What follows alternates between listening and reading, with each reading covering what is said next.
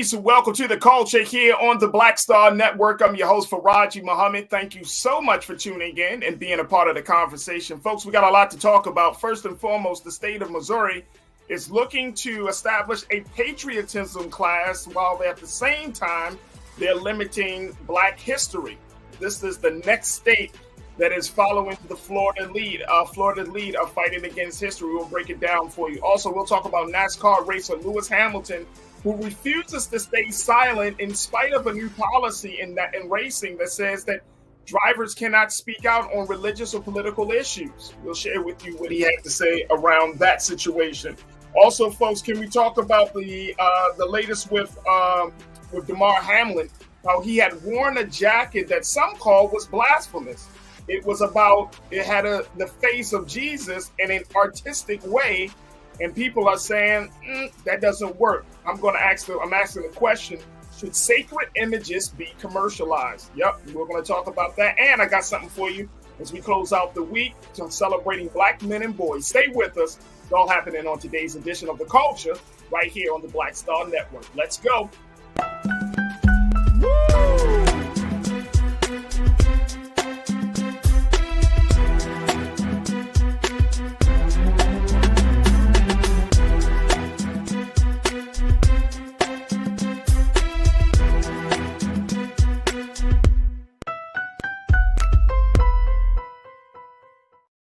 All right, folks, welcome to The Culture here on the Black Star Network. I'm your host, Farajii Muhammad. Thank you so much for tuning in as we're streaming live on Black Star Network, YouTube, Facebook, and, of course, on Amazon News. So thank you for checking in. All right, folks, we got a lot to talk about, so let's jump right in. First and foremost, let's talk about what's happening in the great state of Missouri, how they are the next state that is looking to fight history. They have now become the latest body to approve limits on what they call race-related instructions, folks. Yeah, on Tuesday of this week, the state Senate passed the Senate Bill 4, which called for the Missouri Department of Elementary and Secondary Education to create a patriotism class in schools. Wow. Now, before the vote, some Republicans, of course, according to the latest reports from the GRIO, they voiced various concerns about the proposal, which was sponsored by State Senator Andrew Koenig, who is a Manchester Republican, prompting speculation that it could go back to the upper chamber for additional discussion after the vote. Now, this is a big piece because of the fact that we're seeing in the state of Florida, and there are some other states have been discussing about limitations on what should be discussed when talking about Black history this month. So I wanted to have this conversation with my brother, who is a diversity, equity, and inclusion specialist, and he's an all-around good brother, and he's an activist in the space of race relations and academic affairs, my brother Shinedu Wakorfor. Shinedu, good afternoon, sir. How you feeling, bro? Good afternoon, brother. How are you? I'm good. What do you make of this, bro, in the sense of Missouri? They're looking to establish a patriotism class, which opens up the door, Shinedu, for a lot of concern, bro, about what should be taught, what will be taught, the impact it will have on the students and all of that, at the same time limiting Black history. Is there any way that folks can really, and I'm speaking of Black folks in the state, can really do something to change this? I think if there's going to be a patriot class, they should start with a field trip to the District of Columbia, where they are sanitizing McPherson Square and rounding up those who are suffering from homelessness, most of which who are actually U.S. veterans. So if they want to learn anything about patriotism, they should start there. But on another note, I would say that this is just clear, blatant white supremacy, racism. But to take a step further, this is just another way to kind of sidewind society away from not only the Black struggle, but Black success. This is something that is a hallmark of whiteness. You saw this after the 2008 election. You know, a Black man, he won the election twice. One Senator Barack Obama, who then became President Barack Obama. Then after his presidency, what do you get next? You get the statue of white supremacy that was Donald Trump, almost as if to kind of muddy up what the black man has done. This is just another pitch from the white playbook, and I'm not surprised. And I do want to just underscore that when you get rid of Black history or AP Black history, and then you subvert it for patriotism, this is also another way that white people are not accountable for what you did, because you can be a patriotic American and still be accountable for the woes of yesteryear. Oh, no doubt, bro, no doubt, and I love the way you said it. You can be patriotic and still think about and be held accountable for those woes. My concern is like we're having these conversations now, right? This is Black History Month, and you know, schools. This is February, so schools will be ending in the next probably 4 to 5 months. My concern is really looking forward to the next school year. You know, how do we make it? Because it's a hot topic right now, but curriculums have already been set. So we're really talking about for 2023, fall 2023, moving forward, what this situation looks like. Do you foresee, and you've worked in these spaces of academic affairs, you worked in the spaces of organizing students. What do you recommend moving forward over these next few months, how parents and Black parents should respond? Or should Black parents just take those students, their sons, daughters, nieces, nephews, grandsons, and granddaughters out of those schools and start looking for schools that speak to their values and to their belief system? See, and this is the difficulty here, because it's a twofold response. Because right. On one case, I do believe that Black folks should be educating their children with other Black folks who will speak upon their experiences and know of their experiences. But on the other hand, if we leave these schools without, Black folks or brown folks, then where is the socialization, right, of society and of different people? I think what this is for me is oversight. There has to be more oversight as it pertains to the Department of Education, and more importantly, oversight on these governing bodies of governors. Because I said this a couple of months ago or a couple of weeks ago when DeSantis did his attacks on the LGBTQ community.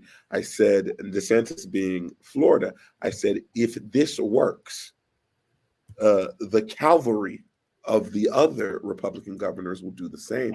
And we're seeing that same strategy here. So I don't think pulling a child out of that school will be the solution, because then what you do is you create a cesspool of that hate to build in that misinformation. I think what makes education great is when there is a challenge of realities and a challenge of opinions with facts.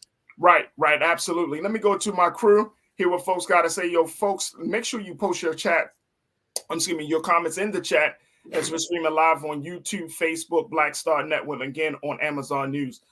Chris Big, my guy, Chris, you checked in and said, look, just like Florida and Mississippi, there are no muscle moves Black folks can make politically in Missouri, which is why Democrats don't direct significant funds to those states. And that might need to change right there, Sinead. That would definitely need to change. But what do you make of that? If we can't flex our muscles politically, then what happens next? I don't know what happens next, but what I will say, and this is why this is very important, what we do need to get to the South is we need to get one of those infrastructure bills passed to get that broadband. This is why that broadband is important, because I've said this on the show before. The only way folks can get educated is by having the options. We need faster internet down there, and that's what all of those Congress folks and senators are trying to prevent, because they want to keep the folks docile, keep the folks meek. There needs to be faster access to education, so at least people have a fighting chance to use the internet, to see other options, to be able to research the things that they're looking for. I don't think stopping funding, I think we have to be very, very careful in the stopping of funding, because I feel like if they stop funding, what these governors will then do is redirect funding or subvert funding one way or another from another probably very important institution that is needed in those states. I just think in this day and age, when you look at, after Brown versus Board of Education, it just shows me that states have a little bit too much power, in my opinion, where that something like this could even happen. Because I remember when the Department of Education would make their recommendations to the state of Florida, it was almost like they were advising rather than demanding what needs to be done, because the truth cannot be optional per state. Absolutely. Absolutely. Janelle checked in. My sister, you said if every Black and brown person could afford to pay taxes for public schools for the masses and also educate their kids in other institutions, they probably would. But that's not the social contract. Yeah. Yeah, I would agree with that. I mean, that's not the social contract.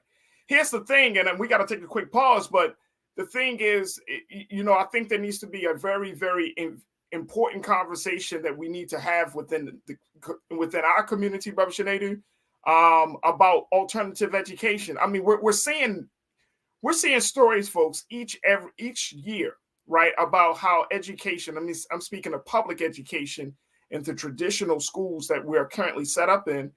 Each year, there are stories that is showing that this educational system is on the decline. Now, that's not taken away from the fact of teachers and staff and community and all of these things. But I'm talking about, look at these policies. And if you're in any state, from any state that you're currently in, look at the educational policies of your state, of your home state, and see how they feel about certain things. And more importantly, how those resources are allocated, where those funds are going, and what the curriculum is.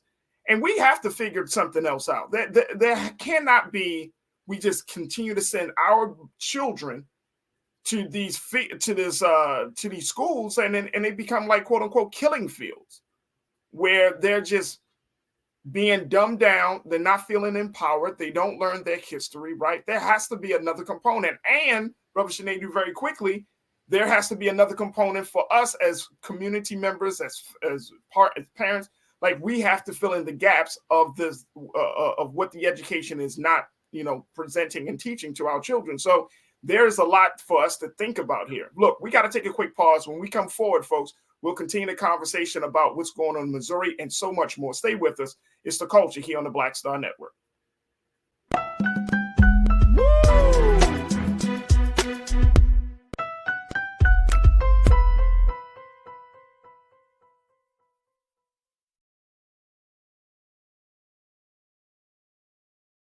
Black Star Network is here. Oh, no punch! I'm real revolutionary right now. Thank you for being the voice of Black America. All momentum we have now, we have to keep this going. The video looks phenomenal. See, this difference between Black Star Network and Black-owned media and something like CNN. You can't be Black-owned media and be scared. It's time to be smart. Bring your eyeballs home. You dig? When you talk about blackness and what happens in Black culture, we're about covering these things that matter to us, speaking to our issues and concerns. This is a genuine people-powered movement. There's a lot of stuff that we're not getting. You get it, and you spread the word. We wish to plead our own cause. Too long have others spoken for us. We cannot tell our own story if we can't pay for it. This is about covering us. Invest in Black-owned media. Your dollars matter. We don't have to keep asking them to cover our stuff. So please support us in what we do, folks. We want to hit 2,000 people, $50 this month, raise $100,000. We're behind 100,000, so we want to hit that. Y'all money makes this possible. Check some money orders. Go to P.O. Box 57196, Washington, D.C. 20037-0196. The Cash App is $RM Unfiltered. PayPal is R Martin Unfiltered. Venmo is RM Unfiltered. Zelle is Roland at RolandSMartin.com.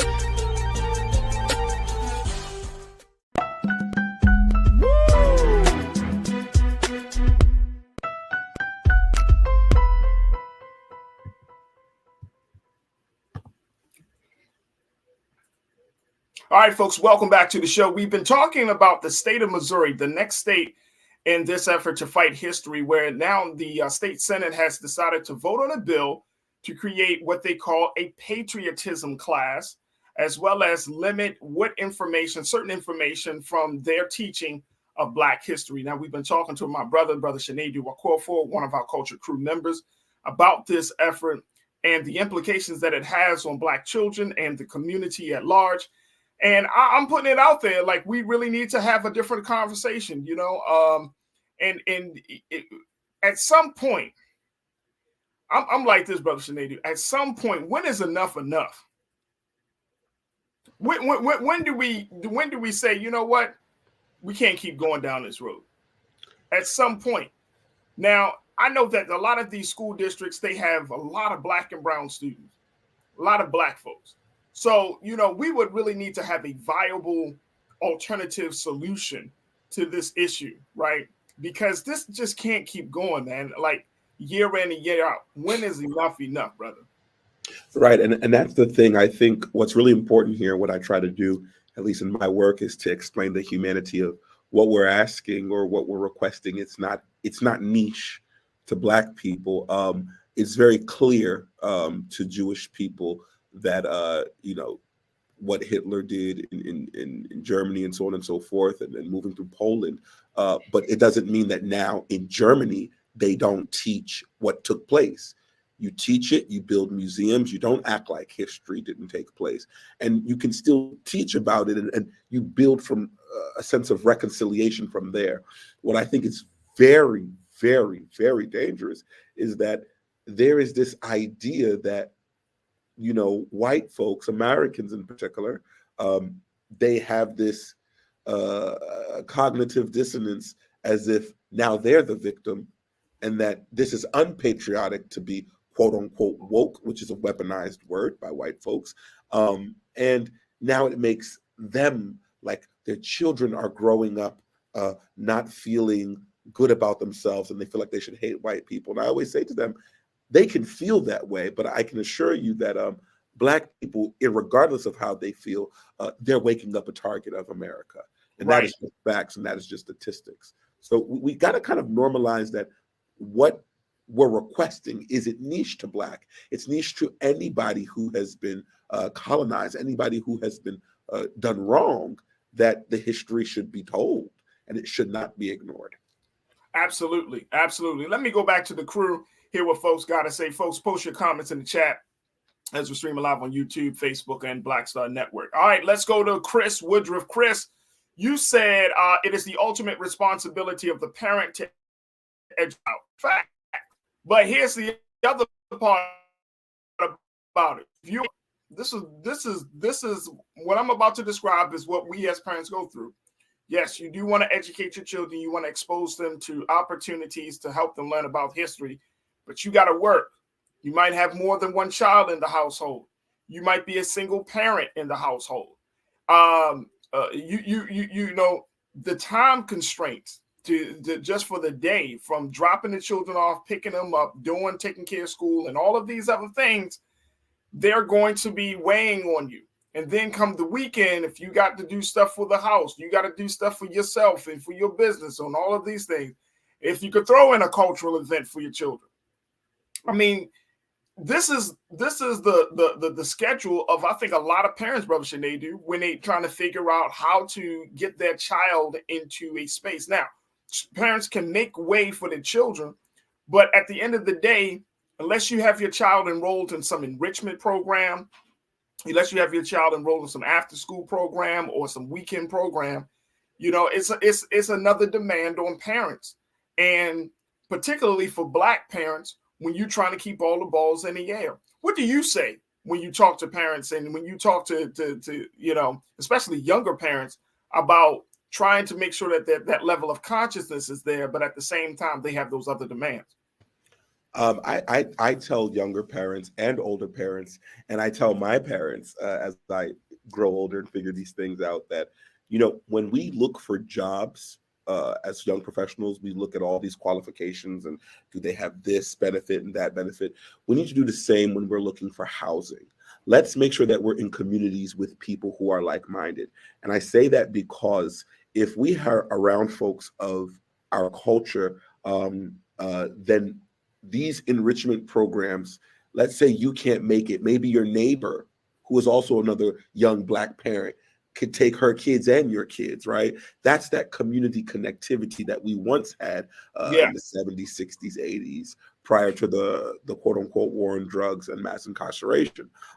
I think it is very vital that we continue to educate and put our children through programs that are representative of our culture, but not in protest.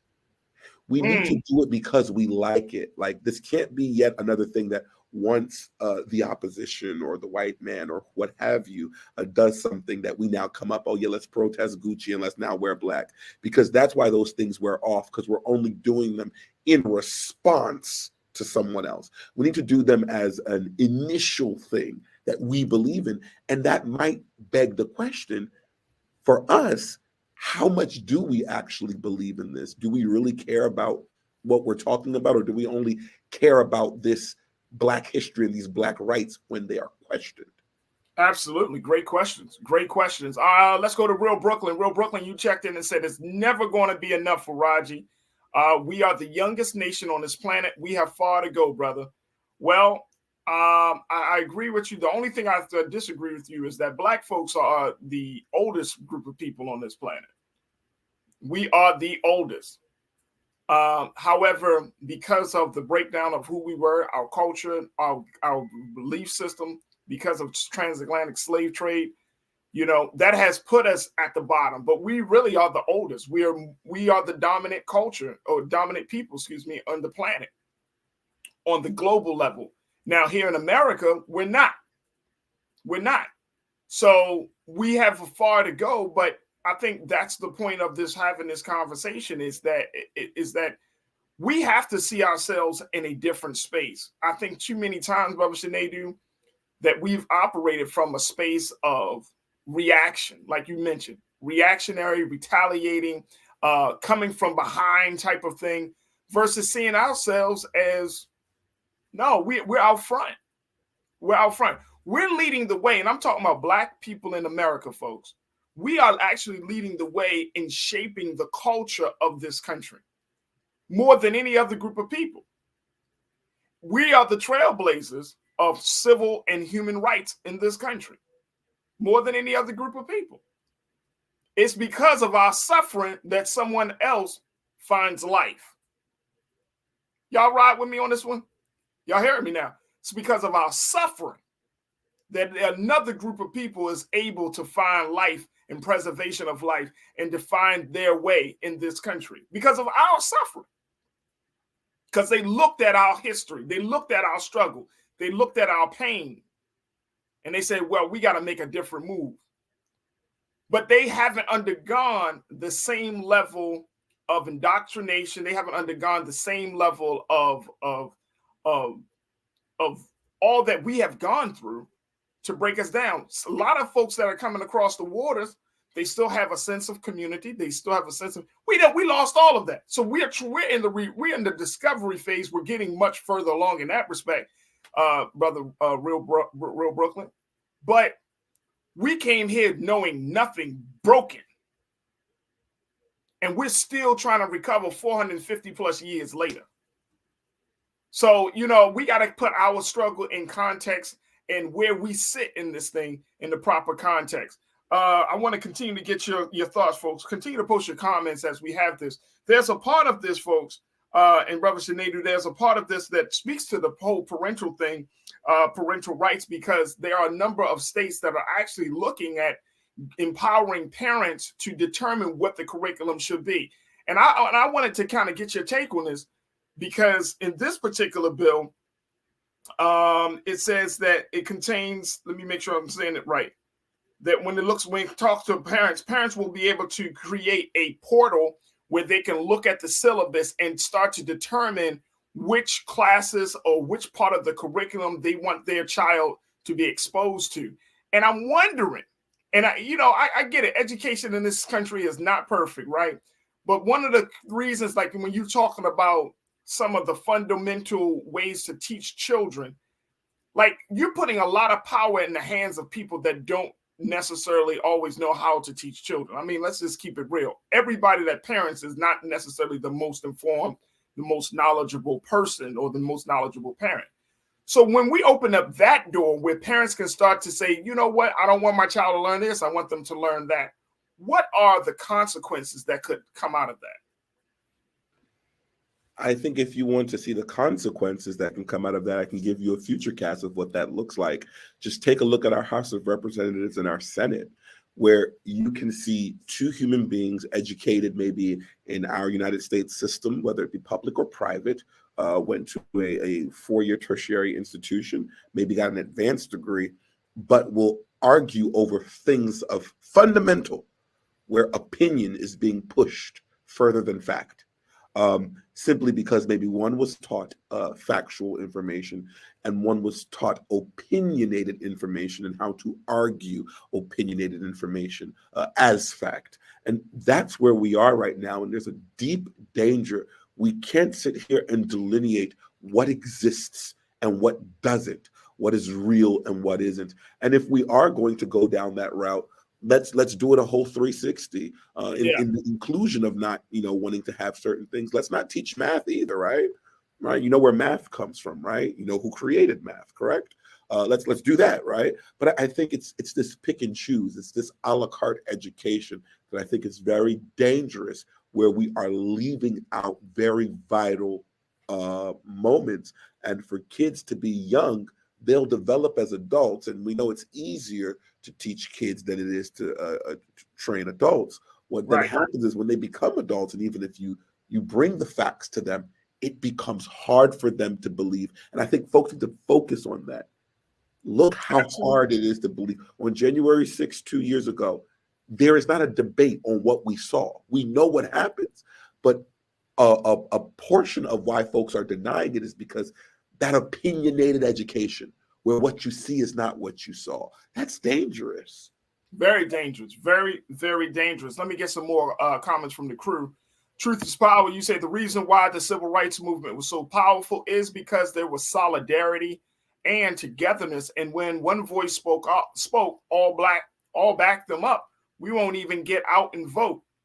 Well, let me just say this. There wasn't always solidarity in the beginning. What we've seen with the civil rights movement, and Brother Sinead, you can certainly, chime in on this, that everybody thought that everybody followed Dr. King. There were so many fractions of the movement, right? But one thing, I think the common theme for everybody was that Black people are hurt. Black people are feeling oppressed. Black people are not making the type of progress that we need to make. And that's okay if we're coming from different spaces, but we may not be able to get behind one person. We already been talking about this. We say Black folks aren't a monolithic group of people, right?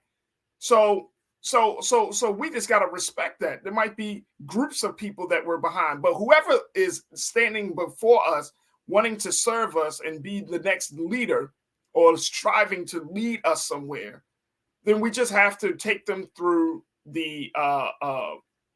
through that process of trying to vet them to make sure that they meet those standards that we want. Now, to the point of the voting, I think Sinead do that. I mean, look, we've been voting for 50, 60 years. We act like we never voted. You know what I'm saying? It's not like Black folks don't vote. We do vote. We're just tired of the options. I am. I'm not getting the options that I really want. So you want me to keep voting. And what is that keep voting for? Out of a sense of fear that, oh my God, if we don't vote for this person and that person gets in, the country is going to go under. I mean, we came from chattel slavery. Mm-hmm. I don't know a condition worse than that. Yeah. And think about the point that we're actually discussing about parents who can choose and remove things. That's just like our system. We're voting on a very limited basis of candidates. Limited plethora of difference. That are not even candidates that we have put before us. These are candidates that come out of the machines of the political parties. There you have it. So they're not even candidates that we're like, all right, we got a couple of considerations. We got this guy, this sister, this brother, blah, blah, blah. We're not even talking about that. These are candidates that are fabricated, manufactured, and spit out on the conveyor belt of our political system. And then we're like, you have a choice. But they came from the same places. Yep. All right, so we're going to have to take a look at this. But here's something I think that is important for us to consider. According to the reports, at least 42 states have already approved or proposed legislation incorporating limits on discussing race affecting teachers and their learners from kindergarten through college, and Florida is among those leading the charge. 42 states. How many states are there, Sinead? 50. 50. 42 out of 50. That's a high number. What'd you say, bro? That's 42 out of 50 is more than 75%. 42 states that have already approved or proposed legislation incorporating limits on discussing race. We got some work to do. Folks, we got to take a quick pause. When we come forward, let's talk about the importance of speaking out, how NASCAR driver Lewis Hamilton is saying, nope, I'm not keeping my mouth shut, even though a new policy for racists have said you can't speak out on political or social or religious issues. We'll break down that story for you. Stay with us. That discussion is up next here on The Culture on the Black Star Network.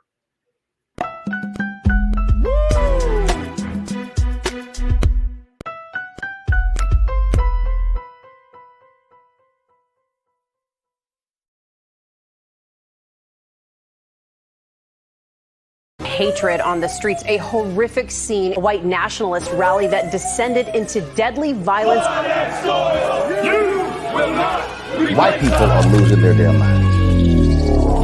As an angry pro-Trump mob storms the U.S. Capitol, we're about to see the rise of what I call white minority resistance. We have seen white folks in this country who simply cannot tolerate black folks voting. I think what we're seeing is the inevitable result of violent denial. This is part of American history. Every time that people of color have made progress, whether real or symbolic, there has been what Carol Anderson at Emory University calls white rage as a backlash. This is the rise of the Proud Boys and the Boogaloo Boys. America, there's going to be more of this. Here's all the Proud Boys, guys. This country is getting increasingly racist in its behaviors and its attitudes because of the fear of white people. The fear that they're taking our jobs, they're taking our resources, they're taking our women. This is white fear.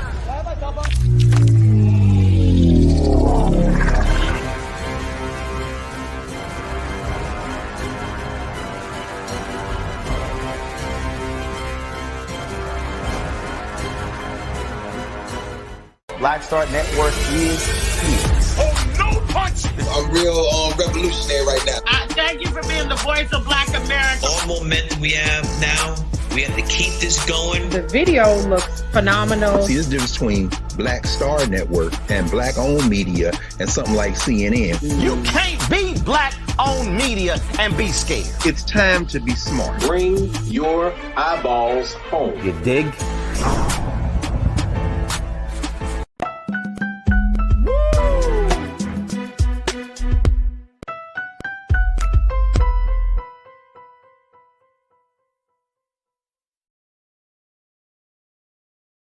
All right, folks, welcome back to the show. Wanted to switch gears just a little bit for us to talk about the latest trial of NASCAR driver Lewis Hamilton. And Lewis Hamilton is a black man who has been highly vocal about a number of social and political issues, and he has used his platform as being a black man in a predominantly white male sport to bring attention to these issues. Now, according to a new policy that's coming from the brass of NASCAR, they're saying that drivers can no longer speak out on political, religious, and personal statements. Now, this is some new rules that were introduced by the FIA, which is the Federation Internationale de l'Automobile, the FIA, that came out in December. Now, the 7-time world champion, he was speaking out at he's been speaking out at a number of issues, but he was talking at this Mercedes 2023 car event for this upcoming season, and he had a response to this new policy. Take a look here, folks, of what he had to say. He said, nothing will stop me from speaking on the things I am passionate about. The sport has a responsibility to speak out and create awareness on important topics, particularly as we are traveling to different places. So nothing changes. The FIA updated its international sporting code banning the display of political, religious, and personal statements unless previously approved in writing. Drivers who do not comply by the rules risk both financial and sporting penalties. Let me bring my man Shanadu back into the frame on this, folks. Shanadu, when we're talking about speaking out, when the institutions that we are employed by say, keep your mouth shut and drive, or keep your mouth shut and dribble, keep your mouth shut and do all these things, right? You know, at this point, I feel Lewis Hamilton on this, but now we're also at a point where we got to go to war just to express ourselves. I mean, go to war with our employer just to express ourselves. You work in HR. How do you create a policy that allows people to express themselves, to speak out, while at the same time protecting the integrity of the institution where it doesn't become this controversial space? Yeah, we just got to address whiteness, y'all. Because I know it may sound like a broken trombone or something, but that's really what it is. Because if you think about what they're saying in, let's do some math together.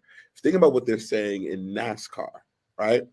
And you make that divisible, right, by the greatest position in the world, which is the presidency, which when he talked about grabbing folks by the pussy and stuff of that nature, it was referred to as locker talk. That was acceptable to elect a president, but you're worried about football players kneeling and now NASCAR drivers speaking and even basketball players dribbling balls. I think what I've said before many times is this is a beautiful country. It's a beautiful product, but you got to read the fine print. There is a lot behind that freedom of speech. It's not quite freedom of speech. It's an idealistic version of speech, especially if you're white, rich, and male and heterosexual.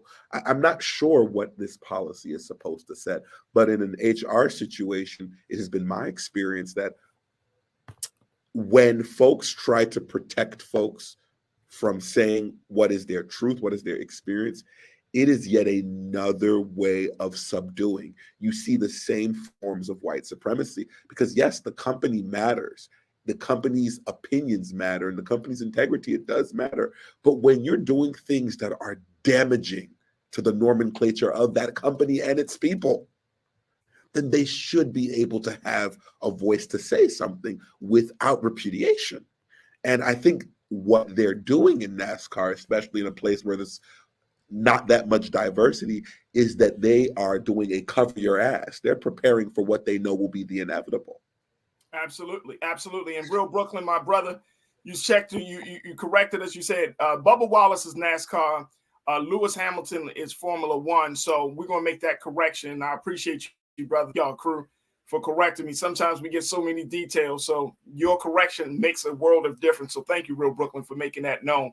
But yeah, I mean, to your point, Shanadu, it's like we're seeing more and more attacks on this idea of freedom of speech. And this is why I wanted to bring this to your attention, bro, to get your take on it. Because we're in a country that has become more and more afraid of people saying something wrong or people speaking out against wrong and injustice. You know what I'm saying? And it seems like it's slowly coming out of something out of Hollywood or out of some dystopian novel where folks are going to have to limit what they say. And here's how it plays out. We see this on the mass level of what we're seeing with Formula One, Lewis Hamilton, and how it trickles down to even in our interpersonal relationships, we got to feel like we got to be silenced. So when does the human being, when does the person, whether they're black or white, Asian or Latino, when can they truly express themselves?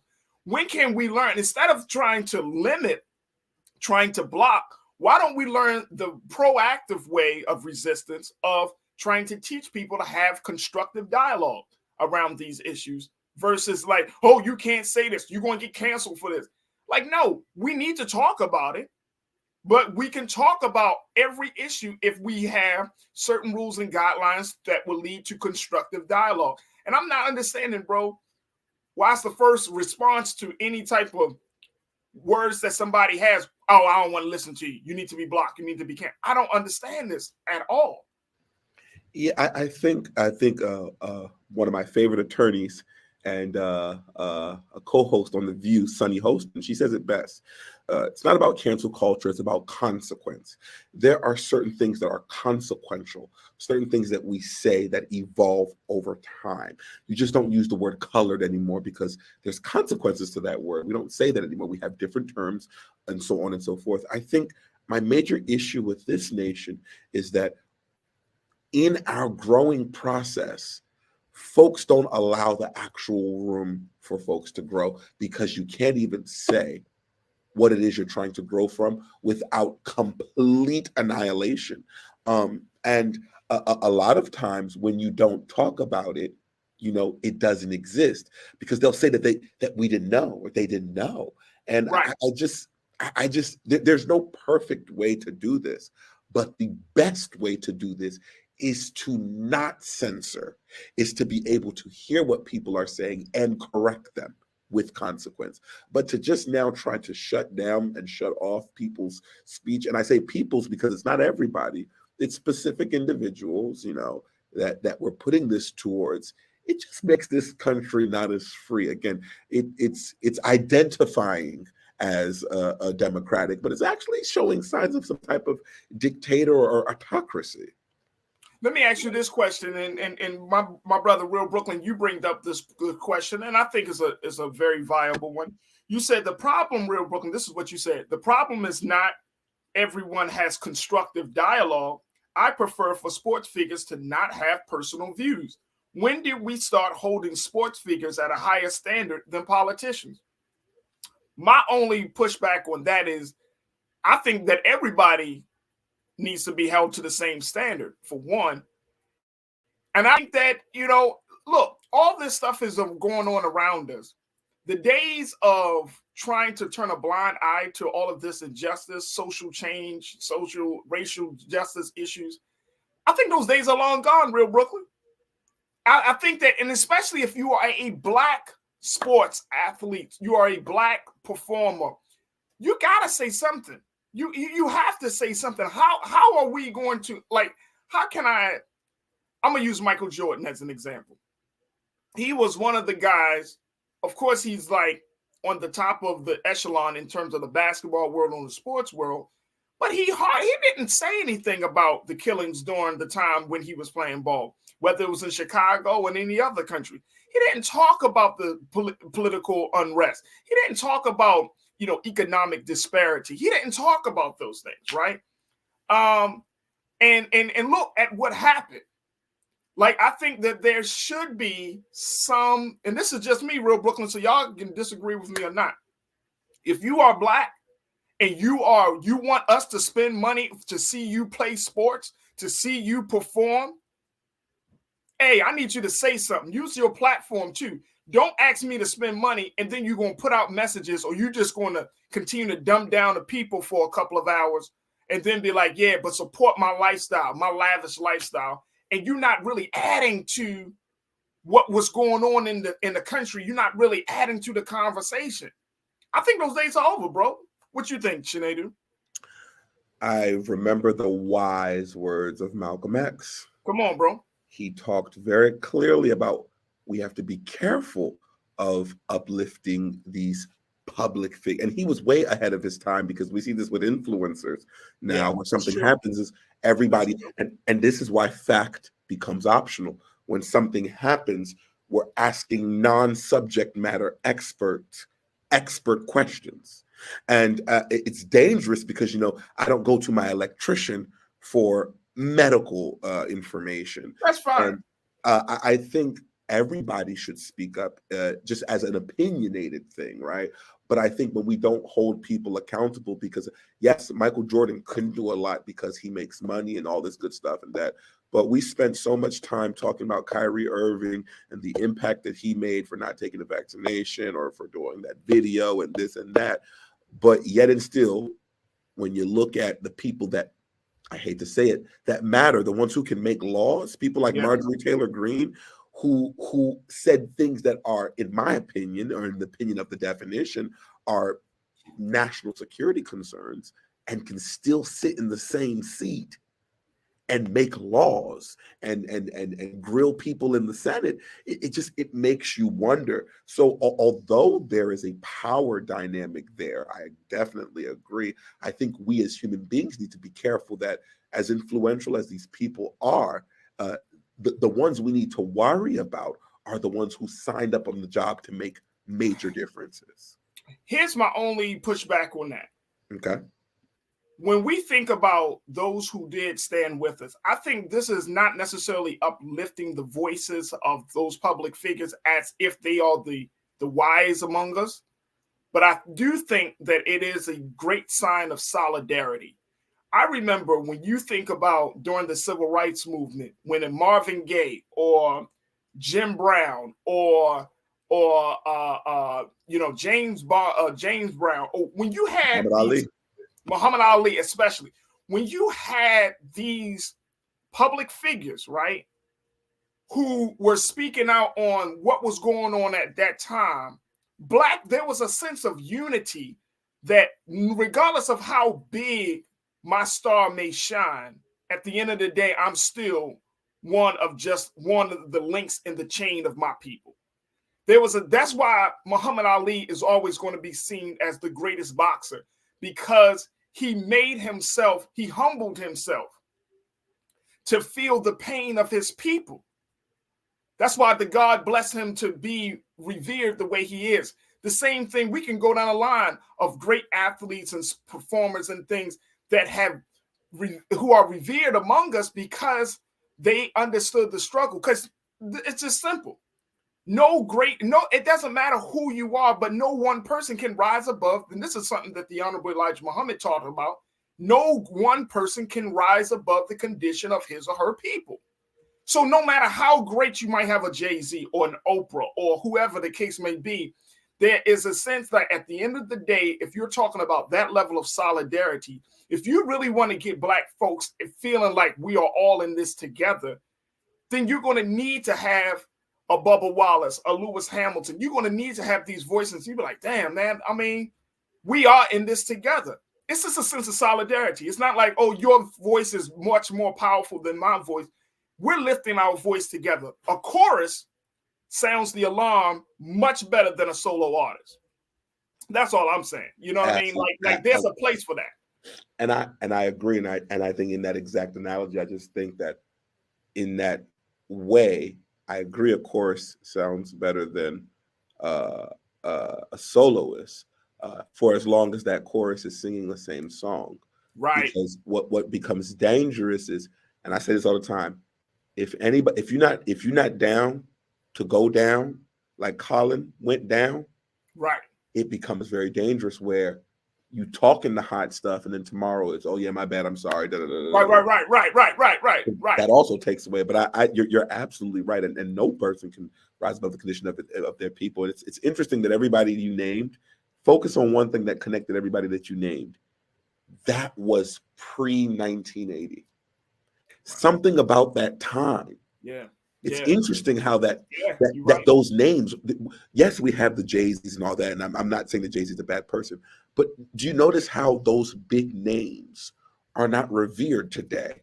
It's hard to make a big name today like they once were. I wonder why. And there's access to more money and there are more of them. But I wonder why that is different. And that's a topic for another day. I think that's a great point. I think that's just because of the spirit of the times that we were living in. You know what I'm saying? Like back in the day, we knew who were against us. You know, it was very easy to be like, oh, you know, this white person, this white governor, this white politician, this white police officer. Nowadays, it's not the same. You know what I mean? When you have Black police officers beating a black man up, now your mind got to attune to that. You got to check yourself. You're like, damn, it's not just about skin color. It's about mindset, right? It's about the thinking. It's about the systems. So, you know, it's a little different. The struggle is nuanced in that respect. And that's why I think, to your point, it's a little harder because you got today, you have multimillionaire black folks that are talking about the struggle in some way, shape, or form, but they're still their foot is still in the spaces of multimillionaires, right? Where a lot of us may not be in those spaces. And we have to even push back on that. Like, just because you have money doesn't mean that that automatically makes you qualified to lead us. It just doesn't work that way. You have money for your respective talent and skill, but that doesn't mean that you're qualified to be out, because guess what? The leaders of the people were never rich. That's what I was about to get to. Because the leaders of the people were never rich. It's the money. Civil rights leaders weren't rich. They ain't live out no big mansion out here in Calabasas. They lived among the people. So it's not about your riches. It's about your thinking. It's about where your heart is. So, it's just that type of thing. And I think, to your point, very quickly, as we wrap up this part of the discussion, to your point, it is something different, but we can recreate the spirit of that moment if we just say, you know what, let's be on the same page about this. And we got a lot of black performers, artists that are on that page, but we have to help them to connect the dots, man. They know they need to do something, but we can't be at odds with the ones that have the money. Matter of fact, we gotta not be at odds with them. We gotta partner with them to direct that money to the stuff that is happening on the grassroots level. That's the only way I see it, bro. And Farajii, in order to do that courageous thinking, because I like to tie two things together, that's in order for folks to be thinking courageously, they need to be educated courageously. And that's why we shouldn't be picking things out of the education system, because you miss out. That is it. Absolutely. My brother Shanadu, always a pleasure. Thank you so much for joining us, bro. And I truly, truly appreciate you for being with us this afternoon. Thank you for being so good for the culture, brother. Thank you for having me, man. See you soon. Absolutely. All right, bro. Folks, we got to take another quick pause. When we come forward, let's talk about sacred images. Should they be commercialized? This comes out of the space of what Damar Hamlin wore to the Super Bowl. I'm going to break down to you what happened, how people responded to his jacket, and, of course, to get your thoughts on it. Stay with us. That conversation is up next here on The Culture on the Black Star Network.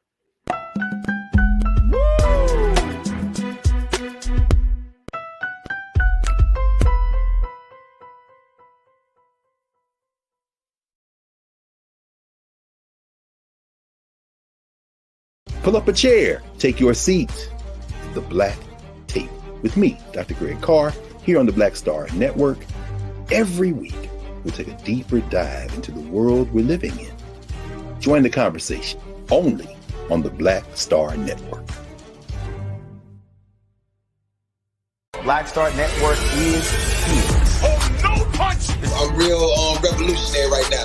Thank you for being the voice of Black America. All momentum we have now, we have to keep this going. The video looks phenomenal. See, there's a difference between Black Star Network and black-owned media and something like CNN. You can't be black-owned media and be scared. It's time to be smart. Bring your eyeballs home. You dig?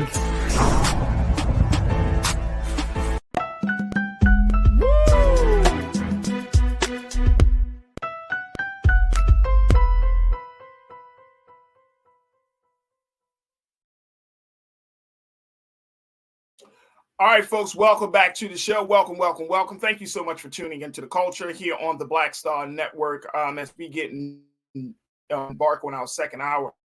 I want to take a minute to all of our watchers.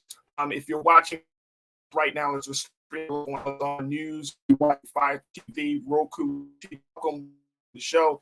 I want to let you know that you can certainly continue the conversation as we are a Black digital space where we're having relevant conversations. So make sure you do your due diligence and check us out at blackstarnetwork.com. Folks, blackstarnetwork.com. Your support for this space means everything. Financial support, sharing what we talk about, and so much more. You can download the app right on your any device, whether it's your iPad, your tablet, whether it's on your cell phone or on your laptop or on your desktop. You can download Black Star Network for free on any device that you have. And guess what, folks?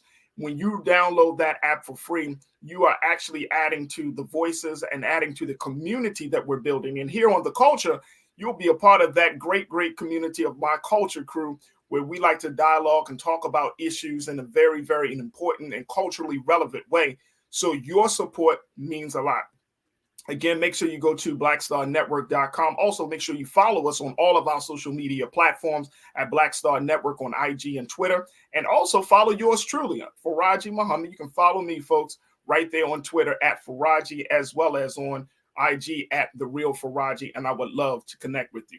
All right, let me go and have this other conversation, something that I thought and I saw, and I was like, you know what? This will be a great discussion as we close out the week today to have about images, sacred images. Now, I want you to take a moment for yourself to think in your mind some sacred images. What are the things that you hold near and dear to your heart? What are those images, right? If it's rooted in religion, is it rooted in politics? If it's rooted in some personal value, some belief system, sacred images, right? Now, imagine putting that sacred image on display, such as a jacket. You know, I've seen this, and I remember growing up as a child in the 80s and 90s, how people used to wear the American flag. And of course, as a child, you're not privy to all of those big conversations about, you know, whether they're wearing the flag or whether carrying the flag or wearing the flag around your shoulders. I remember there was some controversy because James Brown, one of our beloved performers, used to do that, drape the flag around his shoulder at the end of a performance. But now there is even more talk about sacred images, and it's bringing us to the conversation, or to the question is, should sacred images be commercialized?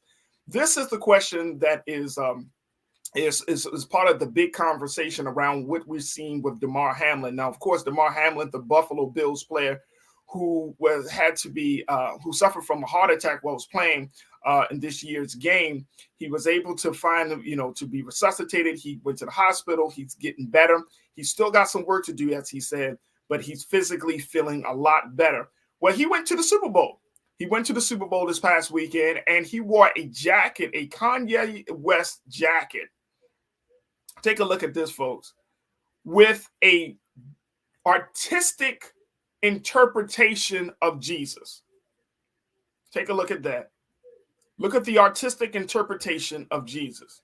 Now, that's on the front of the jacket. On the back of the jacket, it was a display of Jesus on the cross.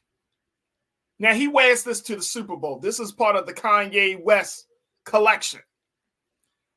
And people didn't like it, particularly Pro Bowler, Hall of Famer Adrian Peterson, who felt like the jacket was a form of blasphemy. Yep. Now, on the back of the jacket, again, it depicted Jesus on the back with the word eternal emblazoned above it. And then on the front, it bore, as you can see, that picture of Jesus and the phrase, without end and without beginning, there is no day and there is no right. So Adrian Peterson, who used to play for the Minnesota Vikings, and he's a Hall of Famer, he got upset with Damar Hamlin for wearing his jacket. And this is what he said. Let's put quote one here very quickly. This is what Adrian Peterson said at the bottom here, folks. He said, "You should be thanking God, son. This is blasphemy." This was all reported on. This is what was quoted on Twitter. He said, "We all fall short, but come on, man. I find this disrespectful." I want y'all to look at least. Let's put that picture of Damar wearing the jacket again. And I want you to ask yourself, do you find this to be disrespectful? Take a look at this. Very, very artistic view of Jesus. All right. Now, here's, let's post quote 2, please, Lise. Now, look at this. Now, after having a conversation with Damar, then Adrian Peterson toned down his words. He said, "I feel like there are a lot of people, young and old, looking up to you, and with power and influence comes great responsibility." He said, "I apologize for offending you. I just felt offended in that moment as a man who loves and respects our Lord and Savior, Yeshua. After speaking with Damar, I have an understanding that it didn't come from a place of ill intent. Now, DeMar has come on record to talk about this. He recently just released a statement on his Twitter account talking about this. And he addressed this criticism saying this. Take a look at this. Let's post quote 3 for this, Lise. Thank you. He said that after talking with his parents, he said, I understand how my quote could have offended some people. He said, it was never my intention to hurt or disrespect anyone. The quote is abstract art to me. It says eternal, which I am eternally thankful to my Savior. He said, my beliefs and relationship with God is not tied to symbolic images. I will learn from this and continue to walk in love as I always have. Matthew 7:1-5. So it opens up the conversation about sacred images. What is considered blasphemy? Is this going too far in commercializing this? And I want to get your thoughts on this. Post your comments in the chat. We're streaming live on YouTube and Black Star Network and on Facebook. Do you find wearing something like this, a jacket with Jesus's an artistic interpretation of Jesus, to be blasphemous, offensive? And what should sacred images be commercialized? We are living in America. It seems like, folks, that there are no boundaries to what we will be willing to kind of make money off of, profit from. There are no boundaries to how far we will go to commercialize something. And I wonder, as we look at our culture, is this a good place? Should we have some boundaries? All right, let me get a couple of what you're saying. A couple of the crew members are checking in, and I would love to hear from you. My sister, Lori Parks. Lori, you checked in and said, first of all, that was his choice to wear that. He has that right, but nobody knows the truth, and the true image don't know the true face of Jesus in the Bible. It gives a description of him, just saying. Right, well, certainly it was his choice. The Bible does describe him as being a certain, his certain type of hair, certain type of skin tone, all of that. So we don't know the exact look of Jesus at that time, but it doesn't sound like, for me, Lori, that you are offended by him wearing the jacket that says eternal with an artistic version of what we would think Jesus would look like. So I appreciate you for saying that. Real Brooklyn, my guy, you checked in and said, putting beat marks on a little baby is disrespectful. What you have to say about that, Mr. Peterson? Talking about Adrian Peterson and his situation where years ago he was embroiled in a scandal of being abusive to his child. So I hear you, Real Brooklyn. I hear you. I guess that's why he said too, bro, that we all fall short with the glory. Amen. Amen. Danita. Let me go to Shalinda, then Danita. Shalinda, you checked in. You said it is not disrespectful because what another person does has nothing to do with my beliefs. Hey, Shalinda. Hey, Shalinda. Let's talk about this. And I got a few moments before we take our next pause. But let's talk about this. Why do we get offended? Why do we get so offended when people do what they do, right? Knowing that they have a total different view, perspective, experience with life. And knowing that they come from a whole different place in their beliefs and value system, we get really offended that they don't think like us, believe like us, see the world like we do. We get really offended when they do something that we may deem as controversial. We get really offended when they don't like us. Why is that? It's something about the human behavior. We love to flock to people that act like us, think like us, believe like us, right? We all like, oh my gosh, I feel at home. And it's understandable because, familiarity is a beautiful and comforting feeling. But you know that sometimes differences make things better. Like you can't always be around people who think like you, who do the same thing as you. I mean, that's a very boring existence. I'm sorry, folks. I'm sorry.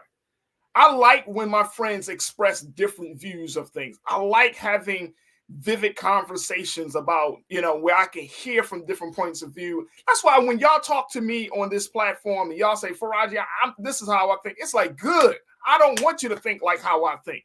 There can be no real conversation, no real movement of understanding if we're all thinking the same way. That's the thing. So, I mean, I get it that some people might find it blasphemous, right? I really do get it. Because I also am of the belief, folks, that maybe we should have some boundaries on what should be commercialized. If Jesus is supposed to be a reflection of the divine, right? Some believe that he's God in person. Some believe he's God's son. Regardless, he's part of this divine head. Then how do we make sure that we don't disrespect the divine head, not just the image, but really more importantly, the life? You see what I'm saying? Like the life of this man or the works of this man, that we don't diminish it to just being a jacket, or we don't diminish his life and works to a tweet. Like there has to be, again, I don't know how this can be done, but can we have a different view? Can money not always be the motive for us to try to incorporate? Like let's use God and then let's like market God. I mean, it sounds crazy, but that's what's happening.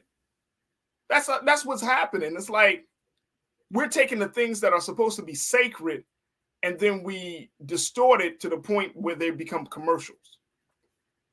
Like our values are up for sale. Our belief systems are up for sale. And that's, it's like, okay. Is anything sacred anymore in the culture? All right, look, I got to take a quick pause. When we come forward, I want to continue this conversation because, Patricia, you got something to say. What else we got?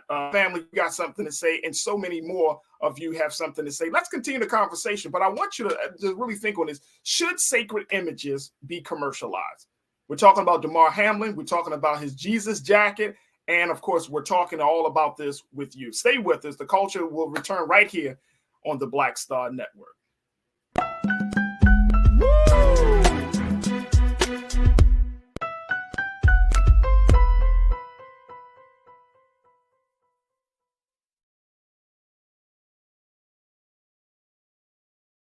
I'm Deborah Owens, America's Wealth Coach, and my new show, Get Wealthy, focuses on the things that your financial advisor and bank isn't telling you, but you absolutely need to know. So watch Get Wealthy on the Black Star Network.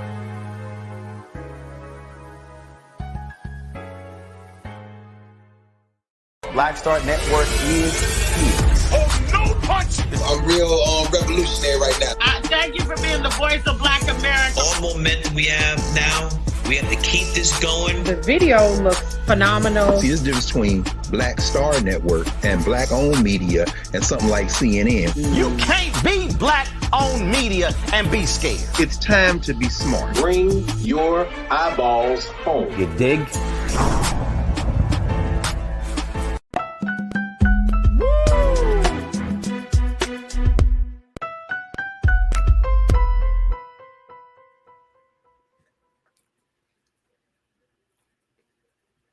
All right, folks, welcome back to the show. Let me just tell y'all, folks, for all of you who are part of the crew in the chat on YouTube, man, y'all bringing up so many great points. I'm going to try to get to as many as we can.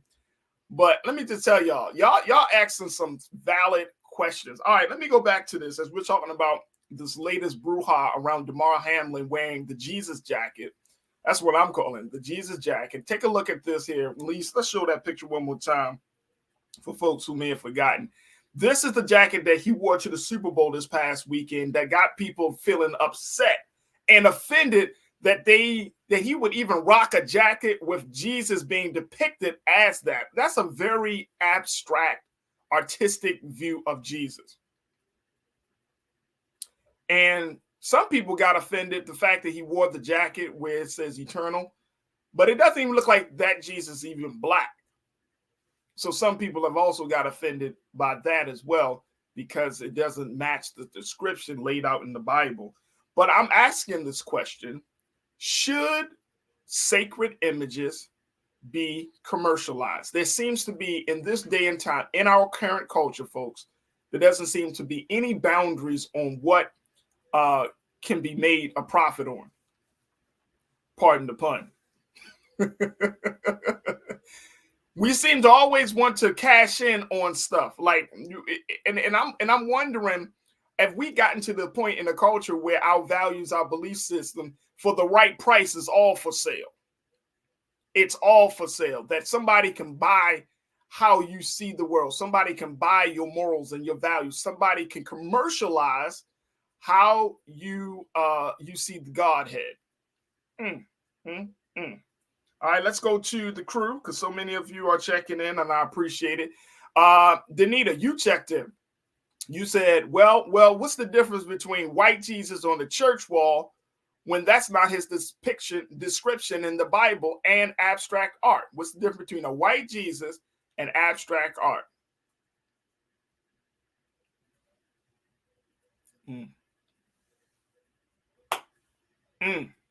What's the difference?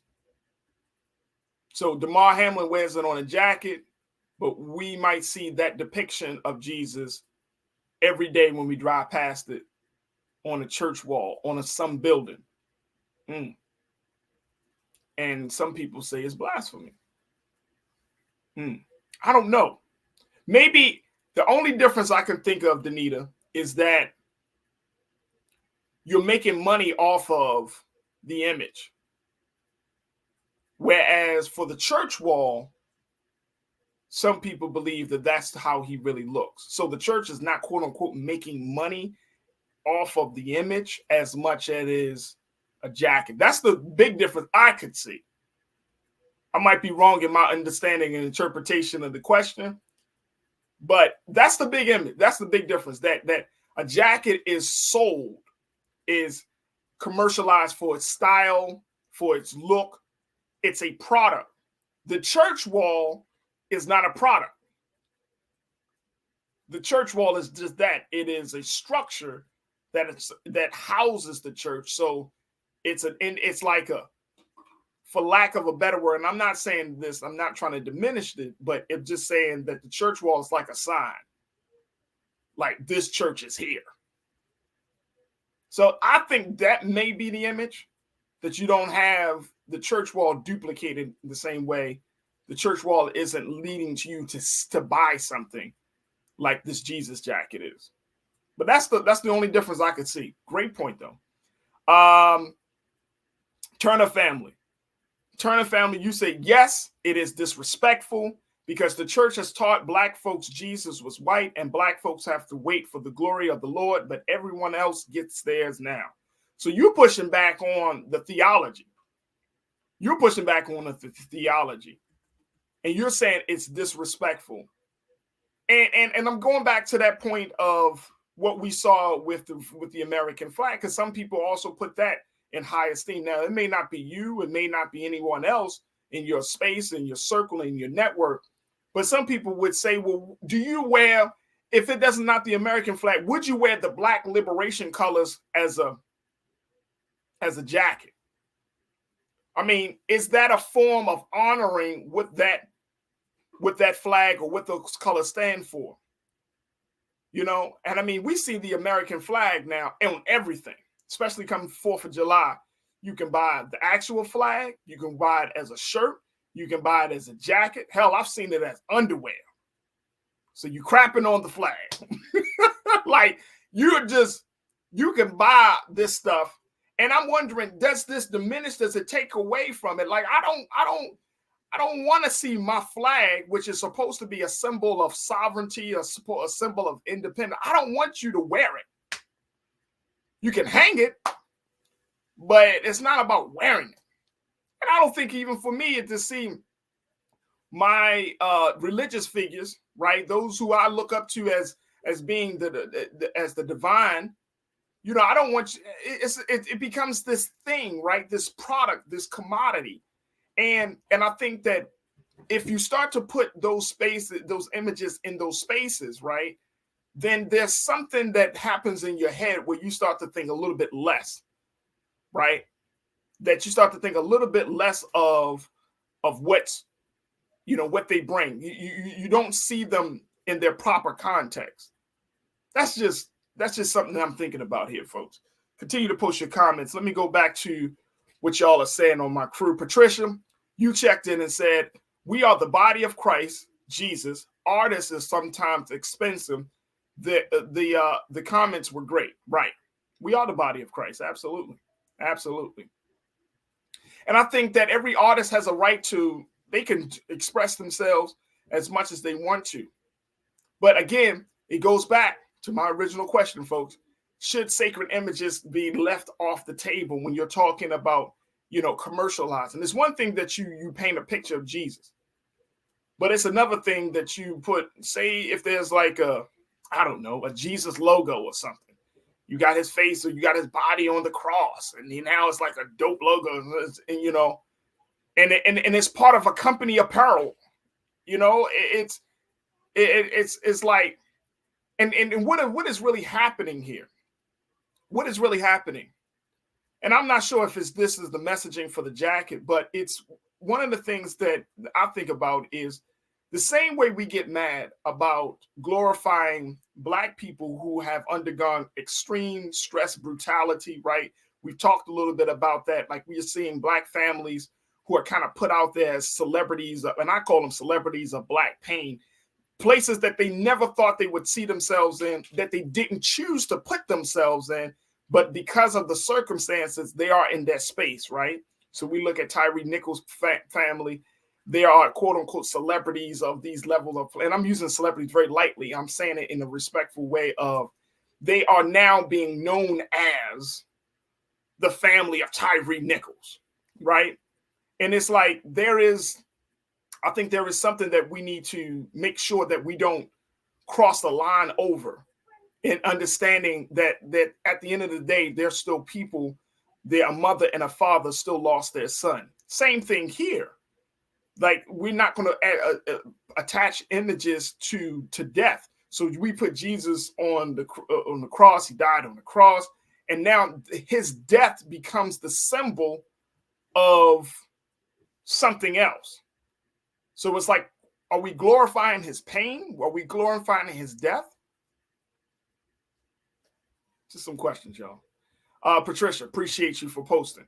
Let me get it. And I'm going to make sure I'm saying this. Zeta, you posted three main important issues to be fixed in USA. Then America people will be great again. First issue must be fixed. It must make boycott with firearms markets. Second, alcohol must be reduced. Third, stop drugs. You just got a whole platform right there. Okay, I hear you. And I wouldn't disagree with you. I appreciate you posting. Turner family, you posted. Thank you so much.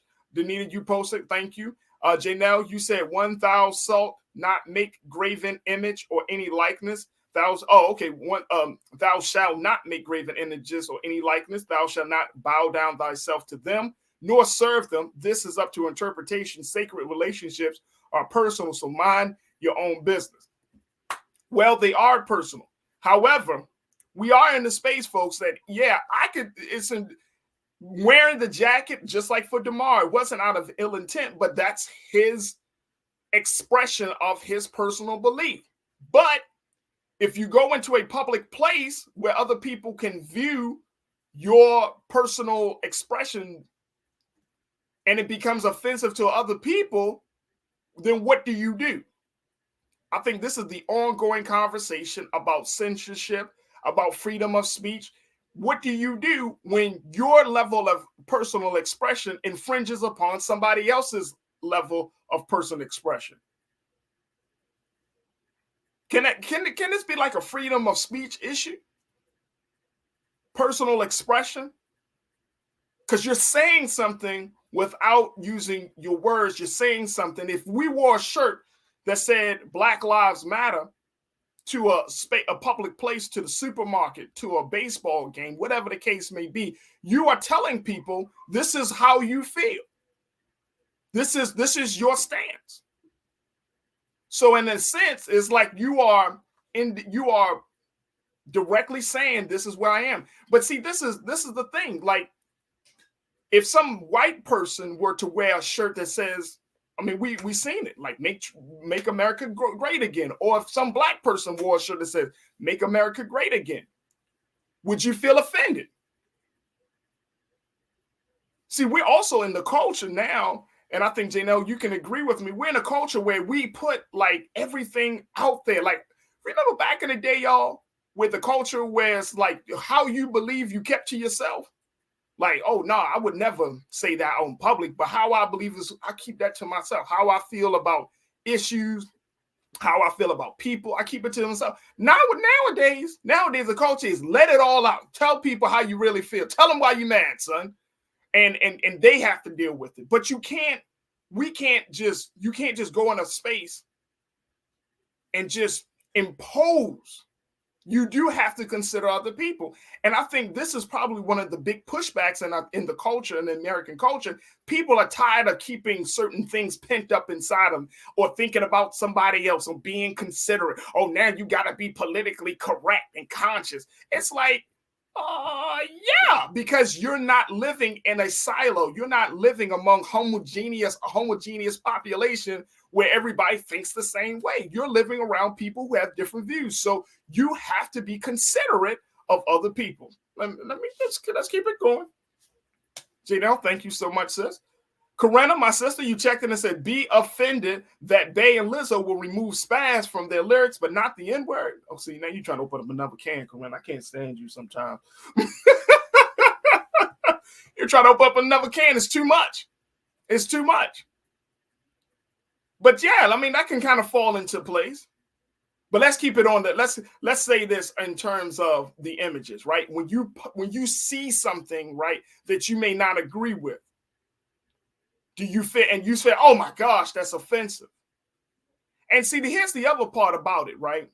People don't see religion as they used to see religion 25, 30 years ago. There's been a number of studies. I remember a Pew Research, they put out a study some time ago. More people are less likely to subscribe themselves to to a religious institution nowadays than, say, 30 years ago. People say, I'm spiritual, but not religious. So now, even religion is up for interpretation by a lot of people. You know, people say, oh, it's just young people. No, it's not just young people. There are older people who are slowly stepping out of the organized religious structures and are now looking at, okay, how can I still stay in tune with God? How can I study on my own? And all of those things. That's the space that a lot of people are moving in. And there is a very real reason as to why that's happening. So now, when it comes to religious, when it comes to sacred images, these things are up for debate. For real, literally up for debate. Let's go to Corinna. I appreciate you, sis. Marcus, real quick. Marcus, you said Jesus pieces are the same thing, commercialization of Jesus. Excellent point, Marcus. Excellent point, sir. You're right. So when you put the Jesus piece on, right, that must have makes you, everybody believe, like that makes you holier. Like, I am holy. I got a nice diamond embezzled Jesus piece around my neck of a man on his cross. That means that I am one of the chosen. That doesn't mean that. That doesn't mean that at all. You know what I'm saying? That doesn't mean that at all. Would you know, the next question, what would Jesus do? People would want to wear a diamond encrusted embezzlement signature of his death? I'm gonna let that one go.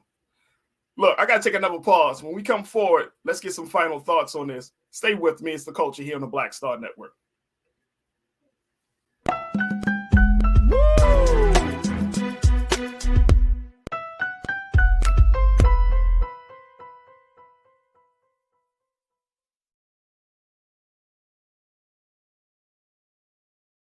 Hi, I'm Dr. Jackie Hood Martin, and I have a question for you. Ever feel as if your life is teetering and the weight and pressure of the world is consistently on your shoulders? Well, let me tell you, living a balanced life isn't easy. Join me each Tuesday on Black Star Network for A Balanced Life with Dr. Jackie.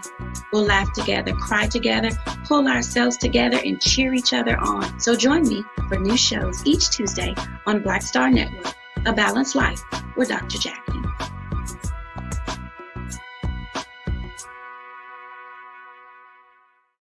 Black Star Network is here. Oh, no punch! I'm real revolutionary right now. Thank you for being the voice of Black America. All momentum we have now, we have to keep this going. The video looks phenomenal. See, there's a difference between Black Star Network and black-owned media and something like CNN. You can't be black-owned media and be scared. It's time to be smart. Bring your eyeballs home. You dig?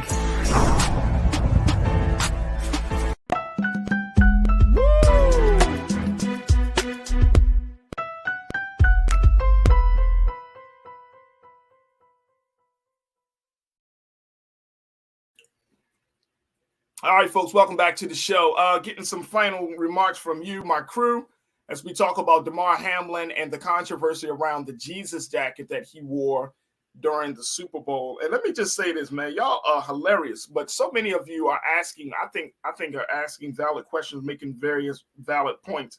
Willie Frazier, Willie, you said that wasn't Jesus, that was SpongeBob Jesus. Looks crazy. It's an artistic version, Willie, you know.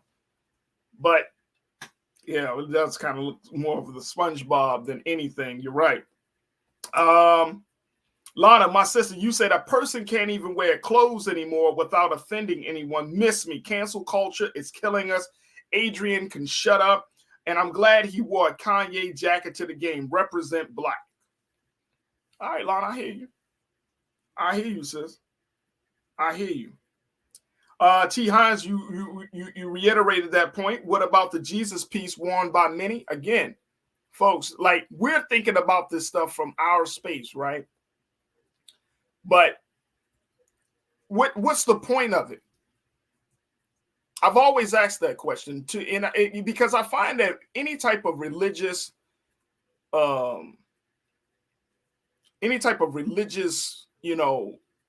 piece that we add to our wardrobe, what do you want people to say? What are you trying to say? Now, we're also in a time in our culture where what you wear says a lot about who you are and how you think and how you see yourself in relationship to the world. So when you wear certain things, what are you saying? Are you saying that you want us to see you in that divine light? And that's fine, because we should all see human beings from a divine standpoint, through a divine lens, through divine coloring. But what are you saying when you wear that Jesus piece? What are you saying when you wear a jacket with an artistic image of what Jesus may look like, right? What are you saying? How do you want people to respond to you, right? Because our culture will make you feel like you have to show up being a certain type of person instead of being that person. I'm going to say that one more time, y'all. We praise showing up being a certain type of person versus actually being that person. Just keep that in mind. Jay, now you posted this comment. I appreciate you. You said, what makes an item sacred? It's all up to interpretation. Some Muslims believe that visual depictions of all prophets of Islam are so offensive that death is warranted. Cartoonists have gotten killed. Absolute facts. You cannot make graven images of prophet, peace be upon him, and others. You're absolutely correct. Because we get caught up in the visual. That's one of the things that we've seen. It's in this culture and in America, we love the visual. We love to praise what's on the outside of us. But again, what really saying is that, you can wear Jesus, you can wear Muhammad, you can wear Moses, you can wear Abraham, you can wear all that all up and down from head to toe, folks. But if you're not a decent or good human being on the inside, mentally, morally, spiritually, your heart, your mindset, your behavior, your works, what are you saying? What are you doing? Now, I'm not, we don't know that. I'm not, and this is no shade to Damar Hamlin, but but it speaks to this place that we find ourselves in, where we like to put out this view of ourselves, right, in a public space, but in private, it's not consistent. You know what I'm saying? It's like social media in some ways. Social media, it gives us a space to, oh, you're this type of person. I'm that type of person. I don't do this. I don't like that. I'm this. I'm that. And it gets down to what some people would call identity politics. Some people would call it, just putting out this false image of yourself, right, to try to make yourself seem bigger than who you are. And I think that that's dangerous. I think that we don't need more of that. We need more authenticity. And just as much as we talk about that, it's like you can still be authentic and without telling people your religious beliefs, or you can still be authentic without telling people your stand on social issues, right? Can't you? You don't have to be black powered down to be like, to let people know that you love black people. Am I saying something crazy, y'all? Let's see who else we got here. And I appreciate you all for checking in, because this is interesting. This is interesting. My really hope and prayer is that that we can extend the conversation about this very issue. Danita, you bring up a good point. Let's post Danita's comment. Would people have been offended if Versace made the jacket, or was it more offensive because it's a Kanye piece? Now, here's the question about that, and I think this is an excellent point. If a major fashion house were to put out a jacket, right? Say Versace, Louis Vuitton just hired Pharrell to be the second black person in the fashion world leadership. Pharrell took over the spot that our brother, and I'm gonna make sure he took over this. He took over this spot that our brother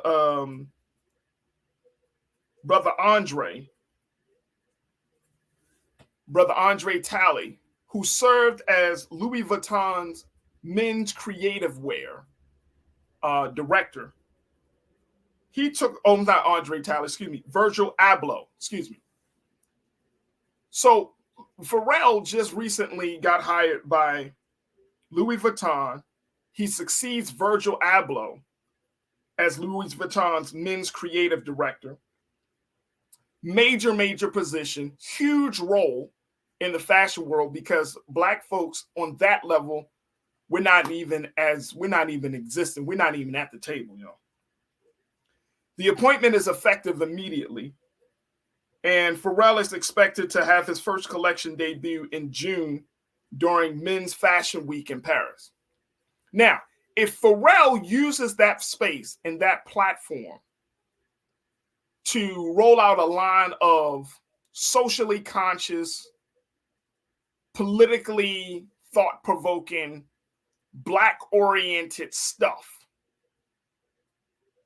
clothes that has different messaging on it, from words to images, but it's produced by Louis Vuitton, should we push back on it? If Louis Vuitton starts creating clothes with black fist on it, or any symbols that we hold near and dear to us, should we push back on it? Or any religious symbols, should we push back on it? I think, Danita, you're bringing up an excellent point, sis. So if we start going down that space, like, and here's why I'm saying this, folks, like, good for the culture. Is this really good for the culture? That we put the struggle of those we love You know, if you put one of the great heroes and sheroes of Black history on the back of a jacket, Langston Hughes, James Baldwin, you know, you got a Baldwin quote on the back of a jacket.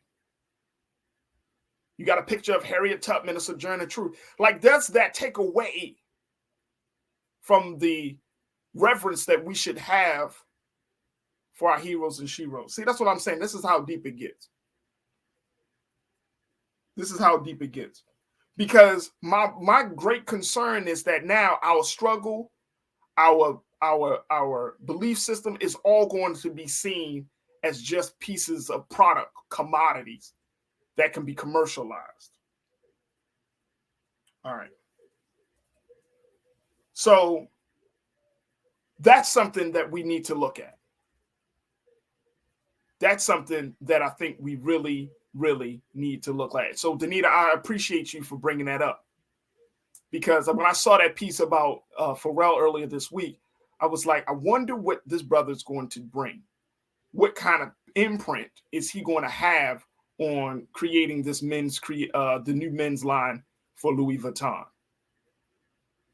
Pharrell is a brilliant brother, highly artistic, very creative. You know, he's a visionary in a lot of ways, musically and other spaces. Kanye, we may not agree with him, but he's still a creative, right?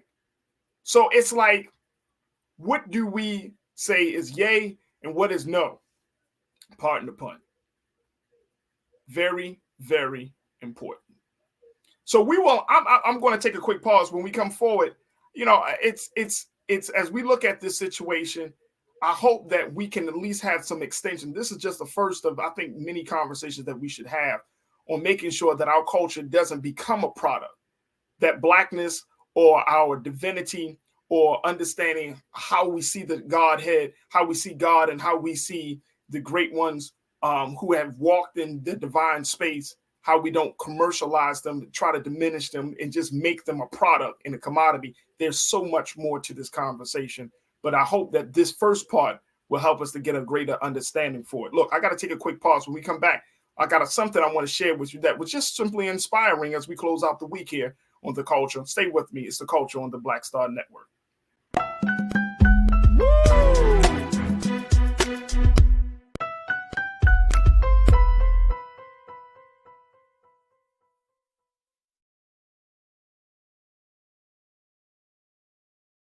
When you talk about blackness and what happens in Black culture, we're about covering these things that matter to us, speaking to our issues and concerns. This is a genuine people-powered movement. There's a lot of stuff that we're not getting. You get it, and you spread the word. We wish to plead our own cause. Too long have others spoken for us. We cannot tell our own story if we can't pay for it. This is about covering us. Invest in Black-owned media. Your dollars matter. We don't have to keep asking them to cover our stuff. So please support us in what we do, folks.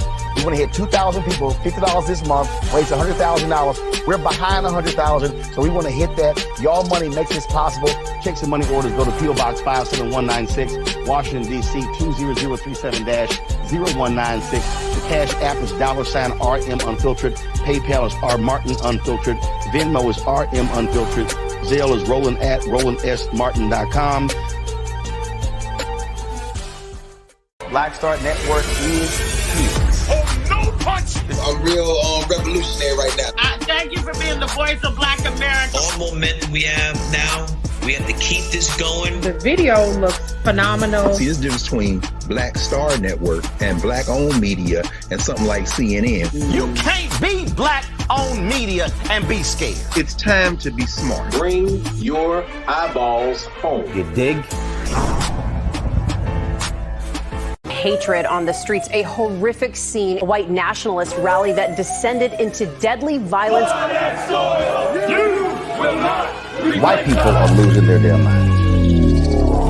As an angry pro-Trump mob storms the U.S. Capitol, we've seen We're about to see the rise of what I call white minority resistance. We have seen white folks in this country who simply cannot tolerate black folks voting. I think what we're seeing is the inevitable result of violent denial. This is part of American history. Every time that people of color have made progress, whether real or symbolic, there has been what Carol Anderson at Emory University calls white rage as a backlash. This is the rise of the Proud Boys and the Boogaloo Boys. America, there's going to be more of this. Here's all the Proud Boys, guys. This country is getting increasingly racist in its behaviors and its attitudes because of the fear of white people. The fear that they're taking our jobs, they're taking our resources, they're taking our women. This is white fear.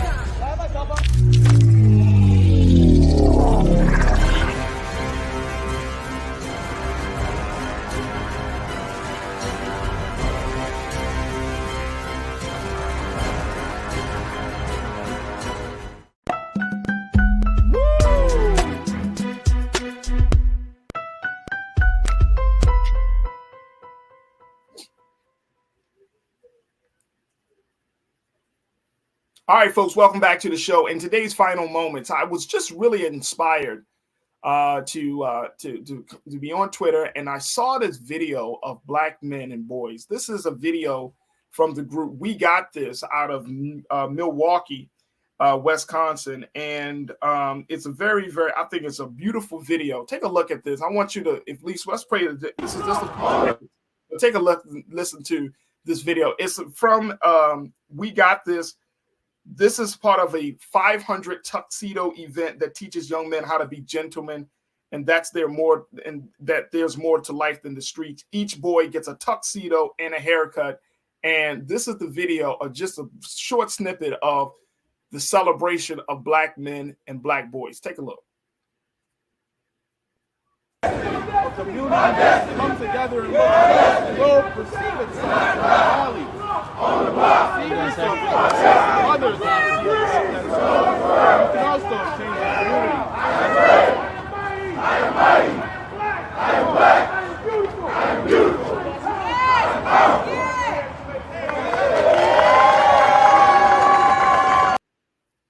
Big shout out to We Got This. There are so many organizations across this country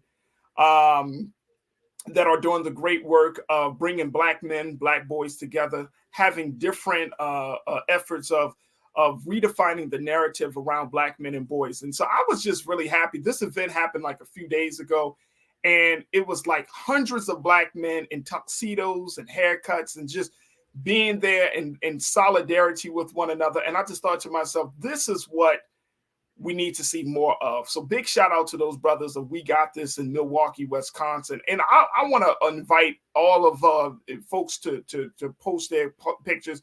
Y'all can send me something on my social media at The Real Farajii on Instagram or on Twitter at Farajii. I would love to see more videos like this.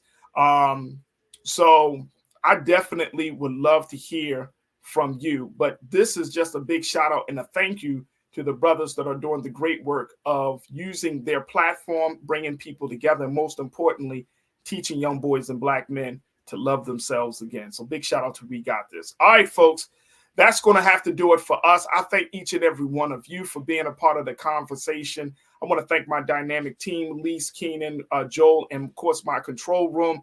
Look, if you're enjoying the show and you enjoyed the conversation, make sure you go to blackstarnetwork.com, download the app for free, and continue to support us financially and share the content. You can find us again at blackstarnetwork.com. We are streaming live on Amazon News, so if you do have a Fire Stick TV, make sure that you let your friends and family know that we're streaming live on there 24 hours a day, 7 days a week. And all you got to do is ask Alexa to play news from Black Star Network. Also follow us on our social media platform at Black Star Network on IG and Black Star Network on Twitter. And of course, you can follow me at The Real Farajii on Instagram and at Farajii on Twitter. And I would love to connect with you. All right, folks, that's going to do it for me. Tomorrow, we're going to have a best of show because of the holiday weekend. So I hope and pray that you have a safe, prosperous, and relaxing weekend. Get some great things done. Spend time with your family. Enjoy the weather if you got some good weather in your neighborhood, in your area. And most importantly, come back to see us next week. Stay tuned. Up next is Roland Martin Unfiltered. As always, Tonight is Thursday night, so you know it's going to be a dope show. So stay tuned for that. As always, never be afraid to challenge what's wrong. Stand for what's right while being yourself in the process. God willing, we'll talk to you next week for another exciting edition of The Culture right here on the Black Star Network. Peace.